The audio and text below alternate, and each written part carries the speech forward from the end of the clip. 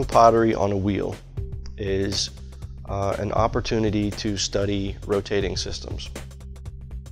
My name is Adam Santone. I'm a science specialist with Sea Palms. As a hobbyist, I've been working in ceramics for a number of years, and I throw pottery on the wheel. When you first put clay on a wheel head, the first step is to center the clay. That is, to put it into the middle as much as possible as it spins.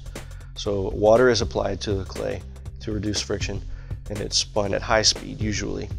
And you apply force to the top with one hand, and from the side, or maybe some combination of that, to push that part of the clay into the middle.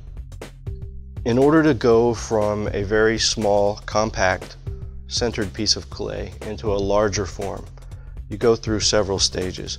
The first stage involves opening up the clay into roughly a bowl or small cylinder shape. And this is going to have a very thick wall, but there's a column of space in the middle of that initial centered mass of clay. And as you use your hands to open the form, you have to apply force down through the middle of the clay and then pull outward to give the mass some space in the middle. And from that point on, you apply force to the outer wall and the inner wall in varying levels, maybe balanced, maybe imbalanced, and then you pull upward. There's also an upward motion to take the mass of clay near the wheel head up to the top of the cylinder. And repeatedly, when you do this, you stretch the walls so that you end up with a more tall cylinder, or if you're trying to make a bowl, you can pull them outward at the same time. And depending on how you apply force, either upward, outward, or even inward in some cases, you can get different shapes. Water is very important in shaping the clay. The main reason you would use water is to reduce the amount of friction that comes up between your hands and the clay. And when you put water between your hands and the clay can slide through much easier. So the shaping process is greatly helped by that. Generally speaking, if you're going to make a large form, you don't want to use very much water because the clay body itself will absorb water during the process. And as it does that, it weakens. So there's an advantage to speed when you're making pieces. It helps to go somewhat fast and be relatively efficient with your water usage. But it is very helpful as a tool to help eliminate or reduce the amount of friction. I think some people learn primarily through trial and error, but having a background in science, I understand some of the principles at work in the production process. I understand something of the chemistry that's used in the glazes. I understand something of the physics involved in the production of pottery on the wheel and in the firing process. And I think because I have some of that knowledge, that I can apply those things in this craft. And it may help in the production process to have an inherent understanding of these background principles that are at work, and that I can use those. And I can take those ideas and in some way manipulate them to my advantage, understanding how they work and how they can be applied in this.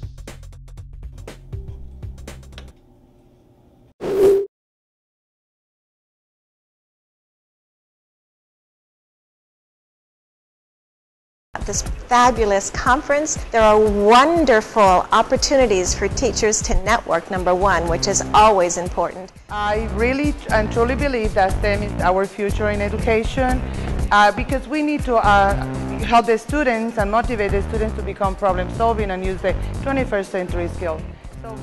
I've learned a lot of things specifically with how to integrate math, science, technology, and engineering that I can take back to my students and incorporate immediately. What could we bring tied into math? My colleague is doing a lot of the science stuff, and we're just trying to start integrating into our school and ultimately help lower level kids get more enthusiastic for math and science. Excellent conference, very well done, and I would encourage any teacher that has an opportunity to make their way to a conference like this.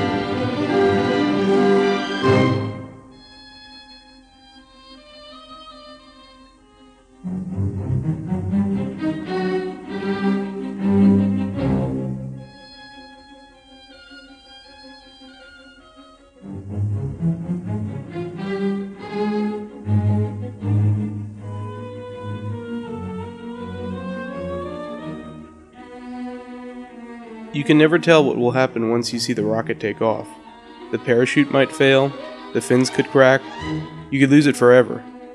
It's just something you have to come to accept. But you always hope that every launch goes perfect.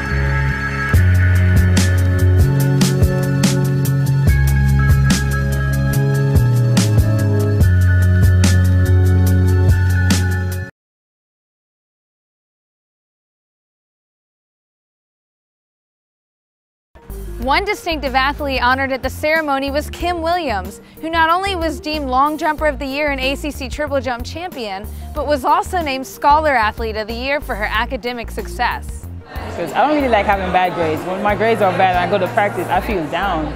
So coach will know instantly that something is wrong and he will ask me, like, yeah, I think I did bad on a test or whatever. But if you do good in the classroom, when you go on the field, it shows because you're so excited, you don't have to be worried about anything. Kim came to FSU from Kingston, Jamaica. While her self-motivation pushed her to work hard in school, she's pleased to bring her academic success back to her mom. So I called my mom and I was like, I think I got a 4.0 for the semester, and she was so excited. So just hearing it in her voice, and she's all the way in Jamaica being excited for me and the work I'm doing over here. 4.0s aren't the only thing that's exciting about Kim's college career. See, when I graduate, I'll be the first person in my family to do so, so I'm really excited, and they are too. And, you know, I will figure it out after I go to grad school and, you know, start furthering my education, what I really want to do. Kim has a bright path ahead of her for the future, and that doesn't even take into account her athletics. She finished a successful track career at FSU, but hopes to qualify for next summer's Olympics. I'm hoping that when I go to Jamaica, I will be able to make the team. I think I already have the standard for the Olympic Games, so all I need to do is go to the trials and win, and then I will be selected, so I'm really pumped about that. Whether her future is in the jump pits or in the classroom, it's no doubt Kim Williams will live up to her Golden Torch Award. For Seminole Sports Magazine, I'm Alexa Lampasona.